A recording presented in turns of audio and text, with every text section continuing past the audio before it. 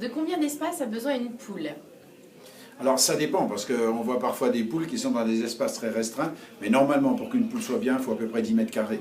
Donc s'il y a deux poules, ça fait 20 mètres carrés, c'est pas une grande surface nécessaire. Faut-il obligatoirement un poulailler? Non, alors c'est sûr que ça peut être sympathique s'il y a un poulailler, mais en général, les poules, elles vivent avec une petite caisse, elles sont dans la nature, elles sont bien. Il faut un endroit pour qu'elles pondent, parce que comme il y a un œuf chaque jour par poule, il faut pouvoir le réceptionner. Mais pour le reste, il suffit un petit abri léger, c'est suffisant pour une poule. Quels déchets de cuisine ne peuvent pas être donnés aux poules?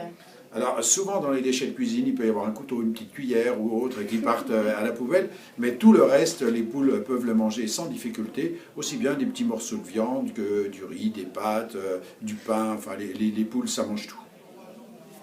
Comment vous est venue l'idée des poules? Bah, l'idée des poules, en fait, elle est venue de mes petits-enfants à qui je voulais offrir des œufs à la coque. Et maintenant, c'est un petit peu inquiétant quand on veut faire des œufs à la coque pour des petits. Donc j'ai dit le meilleur moyen, c'est d'avoir des poules. Et là, je me suis aperçu que ça recyclait bien. Et puis j'ai vu aussi qu'il y avait des expériences dans certaines villes, et notamment aux États-Unis. Mais maintenant, en France, il y a plusieurs villes qui ont utilisé cette technique et qui en sont très heureux parce qu'il y a moins d'ordures ménagères à ramasser, ça fait des économies pour tout le monde, puis ça fait quand même des œufs gratuits.